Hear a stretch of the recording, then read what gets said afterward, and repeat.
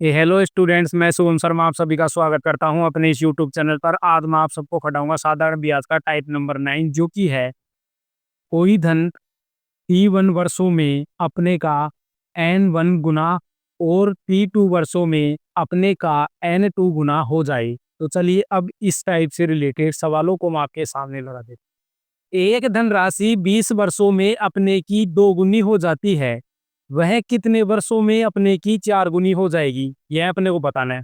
तो इसमें क्या याद करना है अपने को, वह कितने वर्षों में अपने की 4 गुनी हो जाएगी। तो अपने को समय याद करना है, ठीक है, कितने वर्षों में। तो मैं अब लिख देता हूं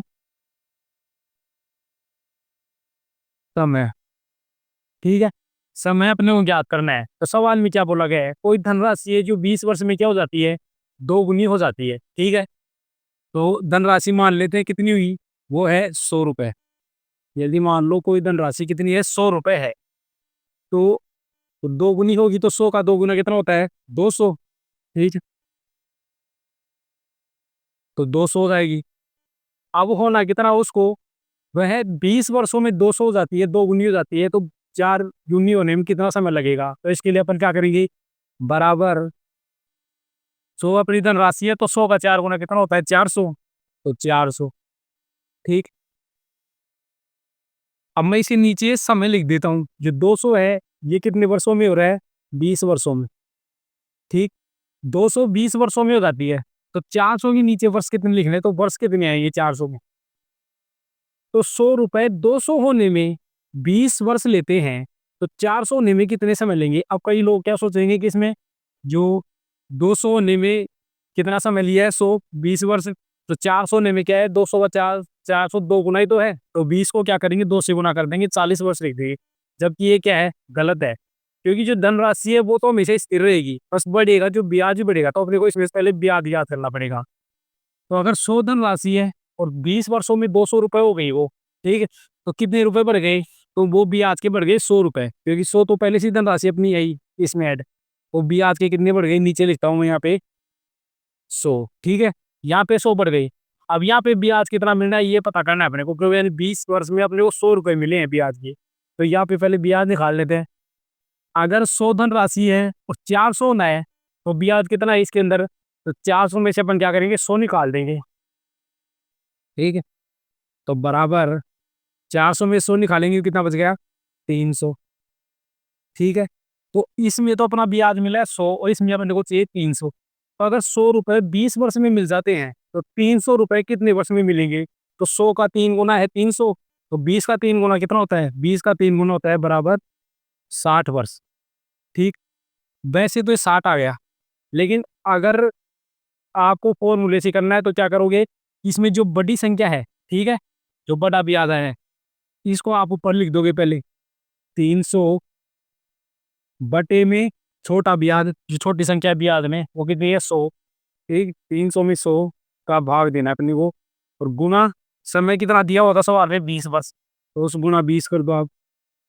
तो ऐसे भी कर सकते हो। अब इसमें क्या होगा, इसको 2 जीरो काट देंगे बस, 100 की 300 की, तो 3 को अपन किससे गुणा कर देंगे, 20 से। 3 को 20 से गुणा करेंगे तो बराबर कितना आ जाएगा, वो भी अपने पास आंसर तो 60 वर्ष ही आएगा, ठीक है।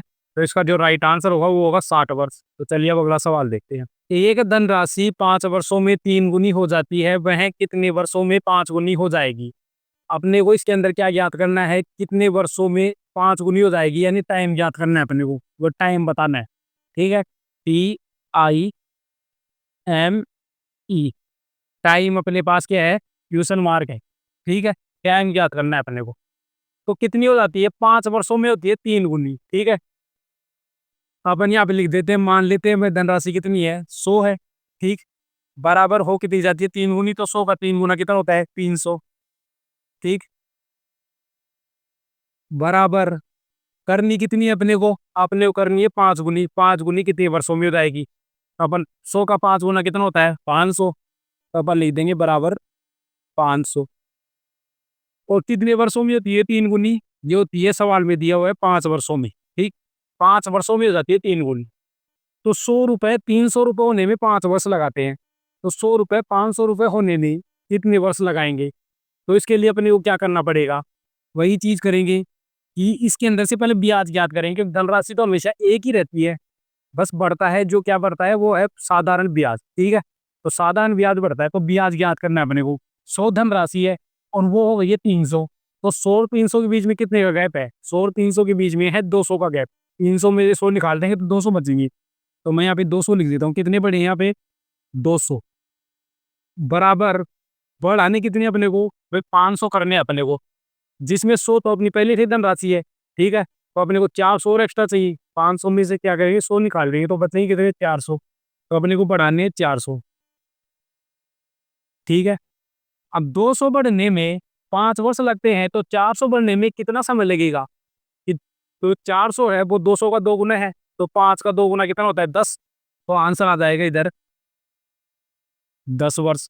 और जैसे मैंने पहले बताया था वैसे भी आप निकाल सकते हो, वो भी मैं कर देता हूँ एक बार फॉर्मूला इधर।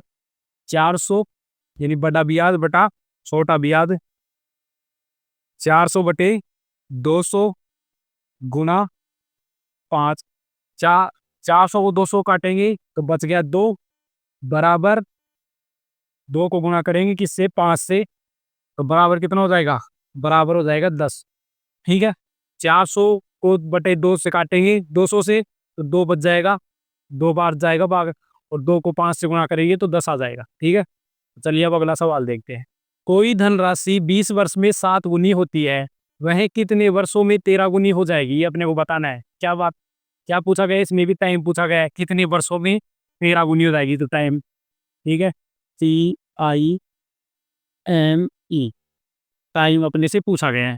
ठीक है, तो क्या बताया गया है? जो धनराशि है 20 वर्षों में कितनी हो जाती है? 7 गुनी। तो धनराशि अपन मान लेते हैं कितनी है? 100 है। ठीक, बराबर हो कितनी जाती है? 7 गुनी। तो 100 का 7 गुना कितना होता है? 700। ठीक, बराबर करनी कितनी है अपने को? 13 गुनी करनी है, तो 100 का 13 गुना कितना होता है? 1300। अब जो 7 गुनी होने में कितना समय लगता है वो सवाल में कितना बताया गया अपने को? 20 वर्ष। तो 700 के नीचे अपन कितना लिख देंगे? 20। तो वही याद करेंगे, अपने को ब्याज ज्ञात करना है पहले। ठीक है, अंतर कितना हो रहा है? तो 700 में से 100 निकाल देंगे, क्योंकि धनराशि 100 है, तो 700 जो मिश्र धन है इसमें 100 तो अपने पास मूलधन ही है, तो 700 में से 100 निकाल लेंगे तो ब्याज आ जाएगा। अपने पास कितना बढ़ गया भाई? 600 बढ़ गया, बराबर, जबकि अपने को करना कितना है? 1300। अब 1300 में से 100 तो अपने पास पहले से ही है, तो कितनी और चाहिए अपने को? 1300 में 100 निकाल देंगे तो बराबर बच जाएगा 1200। 1200। ठीक है, तो अगर 600 रुपये, यहाँ पे देखो 600 रुपये अगर 20 साल में बढ़ते हैं, तो 1200 रुपये कितने साल में बढ़ेंगे? तो 600 का 2 गुना है 1200। ठीक है, तो 20 का 2 गुना कितना होता है? 40। तो 40 वर्षों में बढ़ जाएंगे। ठीक है, और उस तरीके से मैं कर देता हूँ, पहले जो फॉर्मूला बताया था इसके हिसाब से क्या आएगा? 1200 बटे 600 गुना 20। ठीक है, 2 0 कट गई, 6 को 12 काटेंगे 2 आ जाएगा, 2 गुना में 20 बराबर में कितना हो जाएगा? बराबर में हो जाएगा 40 वर्ष। ठीक है, इस वीडियो को पूरा देखने के लिए आपका बहुत बहुत धन्यवाद। मिलते हैं किसी नेक्स्ट वीडियो में किसी नेक्स्ट टॉपिक के साथ, तब तक के लिए अपने सपनों को पूरा करने के लिए मेहनत करते रहिए।